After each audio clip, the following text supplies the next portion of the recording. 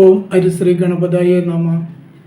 ആത്മകാരകനായ രവി അഥവാ ആദിത്യൻ ചന്ദ്രൻ ഓരോ ഭാവത്തിലും നിന്നാൽ എന്തൊക്കെയാണ് ഫലങ്ങൾ എന്നാണ് ഇവിടെ പറയുന്നത്.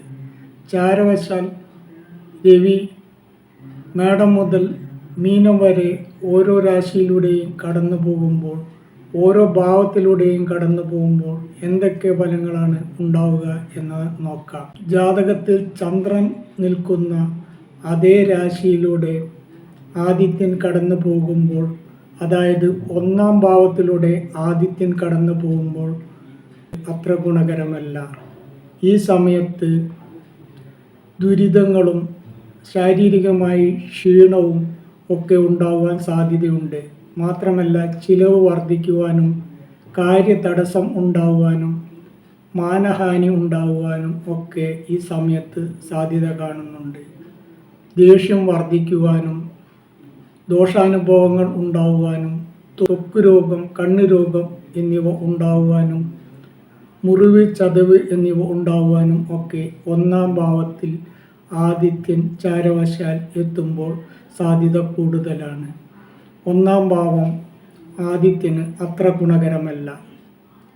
രവി രണ്ടാം ഭാവത്തിലേക്ക് കടക്കുമ്പോൾ, അതായത് ചന്ദ്രൻ രണ്ടാം ഭാവത്തിൽ രവി എത്തുമ്പോൾ ധനനഷ്ടവും മനോദുഃഖവും മനഃശാന്തിക്കുറവും ഒക്കെ ഉണ്ടാകുവാൻ സാധ്യതയുണ്ട്. അന്യജനങ്ങളെ കൊണ്ട് ദോഷം അനുഭവിക്കുവാനും ഈ സമയത്ത് സാധ്യത കാണുന്നു. കുടുംബസുഖക്കുറവ്, ഭാര്യാസുഖക്കുറവ് എന്നിവ ഉണ്ടാകുവാനും സാധ്യതയുണ്ട്. തൊഴിൽ നഷ്ടം അല്ലെങ്കിൽ തൊഴിലിൽ സ്ഥലം മാറ്റം, കഷ്ടത, തൊഴിൽപരമായിട്ട് അധ്വാന കൂടുതൽ, വരുമാനക്കുറവ് എന്നിവയൊക്കെ ഈ സമയത്ത് ഉണ്ടായേക്കാം. രണ്ടാം ഭാവവും ആദിത്യന് അഥവാ രവിക്ക് അത്ര ഗുണകരമല്ല. എന്നാൽ മൂന്നാം ഭാവം രവിക്ക് ഏറെ ഗുണകരമാണ്. ചന്ദ്രൻ മൂന്നാം ഭാവത്തിൽ രവി എത്തുമ്പോൾ ഉന്നത പദവി നേടുവാനുള്ള സാധ്യത കാണുന്നു. അംഗീകാരവും കീർത്തിയും പ്രശസ്തിയും ഒക്കെ ഈ സമയത്ത് വന്നു ചേരാം. ശത്രുനാശം ഉണ്ടാകുവാനും വ്യവഹാര വിജയം ഉണ്ടാകുവാനും ബന്ധുജനങ്ങളെ കൊണ്ടുള്ള സഹായ സഹകരണങ്ങൾ ഉണ്ടാകുവാനും ഒക്കെ ഈ സമയത്ത് സാധ്യതയുണ്ട്.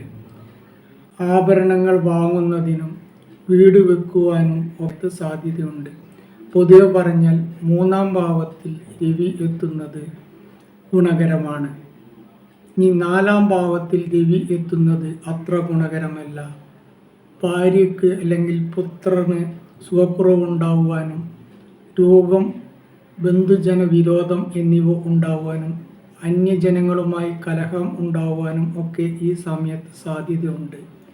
കേസ്, വഴക്ക് എന്നിവ ഉണ്ടായേക്കാം. വ്യവഹാര നഷ്ടം ഉണ്ടാകുവാനും സാധ്യത കാണുന്നുണ്ട്. മനഃശാന്തിക്കുറവും ഈ സമയത്ത് ഉണ്ടായേക്കാം. നാലാം ഭാവം രവിക്ക് അത്ര ഗുണകരമല്ല. ഇനി ചന്ദ്രൻ അഞ്ചാം ഭാവത്തിലാണ് രവി വരുന്നതെങ്കിൽ ശാരീരികമായി സുഖക്കുറവ് ഉണ്ടാകുവാനും രോഗം ബാധിക്കുവാനും ശത്രുത വർദ്ധിക്കുവാനും അന്യജനങ്ങളെ കൊണ്ട് വിരോധം ഉണ്ടാകുവാനും സാധ്യത കാണുന്നുണ്ട്. ബന്ധുജന ശത്രുത, തൊഴിൽ നഷ്ടം അല്ലെങ്കിൽ തൊഴിൽ ക്ലേശം, ധനനഷ്ടം എന്നിവ ഉണ്ടാകുവാനും ദേഷ്യം വർദ്ധിക്കുവാനും ത്വക്ക് രോഗം, കണ്ണുരോഗം എന്നിവ ഒക്കെ ഉണ്ടാകുവാനും ഈ സമയത്ത് സാധ്യത കൂടുതലാണ്.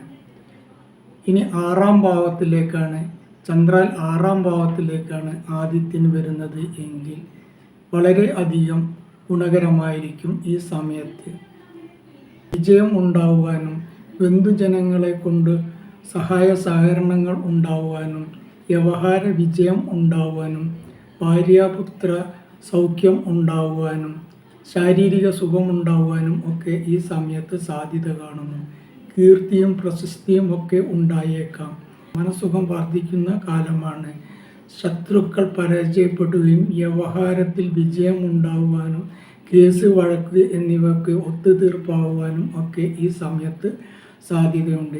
ചന്ദ്രൻ ആറാം ഭാവം രവിക്ക് വളരെ അധികം ഗുണകരമായ ഭാവമാണ്. ചന്ദ്രൻ ഏഴാം ഭാവത്തിലാണ് രവി വരുന്നതെങ്കിൽ, അതായത് ചാരവശാൽ ഏഴാം ഭാവത്തിലാണ് രവി എത്തുന്നതെങ്കിൽ ഉദരരോഗം ഉണ്ടാകുവാനും സഞ്ചാരപരമായിട്ട് ബുദ്ധിമുട്ടുകൾ ഉണ്ടാകുവാനും ഒക്കെ സാധ്യതയുണ്ട്. ധനനഷ്ടം ഉണ്ടാകുവാനും മറ്റ് ജനങ്ങളെ ആശ്രയിക്കേണ്ടി വരുന്ന സന്ദർഭങ്ങൾ ഉണ്ടാകുവാനും അന്യജനങ്ങളെ കൊണ്ട് വിരോധവും ദോഷവും ഒക്കെ ഉണ്ടാകുവാനും മനഃശാന്തി കുറവ് ഉണ്ടാകുവാനും ഒക്കെ ഈ സമയത്ത് സാധ്യത കാണുന്നുണ്ട്. യാത്രാ ദുരിതം, ഭാര്യാക്ലേശം എന്നിവ ഉണ്ടാകുവാനും ഈ സമയത്ത് സാധ്യത കൂടുതലാണ്. ചന്ദ്രാൽ 7-ാം ഭാവം ആദിത്യന് അത്ര ഗുണകരമല്ല. ചാരവശാൽ 8-ാം ഭാവത്തിലാണ് ആദിത്യൻ വരുന്നതെങ്കിൽ സർക്കാർ പരമായിട്ട് ദോഷമുണ്ടാകുവാനും സർക്കാർ ജോലി നഷ്ടപ്പെടുവാനോ അല്ലെങ്കിൽ ജോലിയിൽ ബുദ്ധിമുട്ടുണ്ടാകുവാനോ ഒക്കെ സാധ്യത കാണുന്നുണ്ട്. അന്യജനങ്ങളെ കൊണ്ടുള്ള വിരോധം ഉണ്ടാകുവാനും മനഃശാന്തി കുറവ് ഉണ്ടാകുവാനും കുടുംബ വഴക്കുണ്ടാകുവാനും ഒക്കെ ഈ സമയത്ത് സാധ്യത കൂടുതലാണ്. ഭാര്യ സുഖക്കുറവുണ്ടാകുവാനും ചെറിയ ചെറിയ രോഗങ്ങളൊക്കെ ഭാര്യയ്ക്ക് ഉണ്ടാകുവാനും ഒക്കെ സാധ്യത കാണുന്നുണ്ട്. ധനനഷ്ടവും ദുരിതവും ഒക്കെ ഈ സമയത്ത് വന്നു ചേർന്നേക്കാം. 8-ാം ഭാവം ആദിത്യന് അത്ര ഗുണകരമല്ല. 9-ാം ഭാവത്തിൽ ആദിത്യൻ വരുമ്പോൾ ഭാര്യ സുഖക്കുറവ്, ഭാര്യ വിരോധം, ബന്ധുവിരോധം, കേസ് വഴക്ക്, പുത്രക്ലേശം എന്നിവ ഒക്കെ ഉണ്ടാകുവാൻ സാധ്യത കാണുന്നുണ്ട്. പെട്ടെന്നുള്ള ആപത്തുകൾ വരാതെ സൂക്ഷിക്കേണ്ടതാണ്. മനഃശാന്തി കുറവ്, ദുരിതം, ധനനഷ്ടം എന്നിവയൊക്കെ ഈ സമയത്ത് ഉണ്ടാകുവാൻ സാധ്യതയുണ്ട്. 9-ാം ഭാവം ആദിത്യന് അത്ര ഗുണകരമല്ല. എന്നാൽ 10-ാം ഭാവത്തിൽ ആദിത്യൻ എത്തുന്നത് വളരെ അധികം ഗുണകരമാണ്. കർമ്മപരമായിട്ട് പുരോഗതി ഉണ്ടാവുക, തൊഴിൽ വിജയം ഉണ്ടാവുക, തൊഴിൽപരമായിട്ട് ധനക്കൂടുതൽ ഉണ്ടാവുക, ധനലാഭം വന്നു ചേരുക എന്നിവയൊക്കെ സാധ്യത കാണുന്നു. കുടുംബപരമായിട്ട് ഐക്യവും സമാധാനവും ഒക്കെ ഉണ്ടാവാൻ സാധ്യതയുണ്ട്. ഭാര്യാപുത്രന്മാരെ കൊണ്ടുള്ള സഹായ സഹകരണങ്ങൾ കൂടുന്ന സമയമാണ്.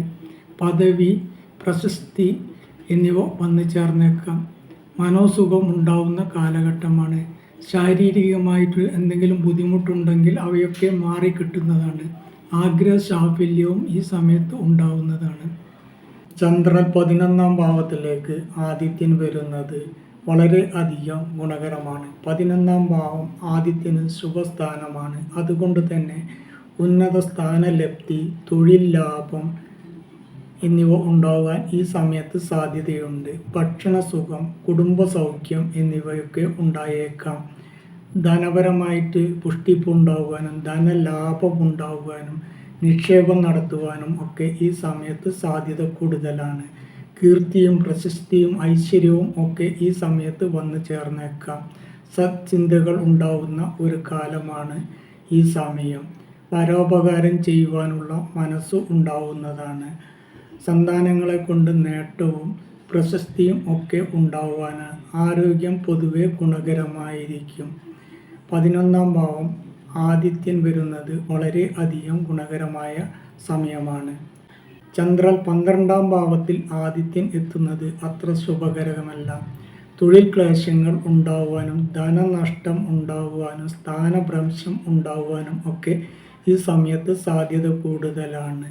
കാര്യപ്രാപ്തി കുറവ്, ശാരീരിക അസ്വസ്ഥത, ശാരീരികമായിട്ടുള്ള പ്രശ്നങ്ങൾ എന്നിവ ഉണ്ടായേക്കാം. അന്യസ്ത്രീ ബന്ധം, അതുവഴി മാനഹാനിയും ഒക്കെ ഉണ്ടാവാതെ നോക്കേണ്ടതാണ്. ദുർചിന്തകൾ വരുന്ന ഒരു കാലഘട്ടമാണ്. അതുകൊണ്ട് തന്നെ വളരെ അധികം ശ്രദ്ധിക്കേണ്ടത് ഉണ്ട്. വാക്തർക്കങ്ങൾ, വഴക്ക് എന്നിവ ഉണ്ടാവാതെ ശ്രദ്ധിക്കേണ്ടതുണ്ട്. ശാരീരികമായിട്ടുള്ള അസ്വസ്ഥതകളും രോഗവും ഒക്കെ വരുവാനുള്ള സാധ്യത കൂടുതലാണ്. ഓരോ കാര്യവും ചെയ്യുമ്പോഴും വളരെ അധികം ശ്രദ്ധിക്കേണ്ടതുണ്ട്. കാരണം രവിക്ക് 12-ാം ഭാവം അത്ര ഗുണകരമല്ല. അതിലും ചാരവശാൽ രവി ഓരോ ഭാവങ്ങളിൽ എത്തുമ്പോൾ എന്തൊക്കെ ഗുണദോഷാനുഭവങ്ങളാണ് ഉണ്ടാവുന്നത് എന്നാണ് ഈ വീഡിയോയിൽ പറഞ്ഞിരിക്കുന്നത്.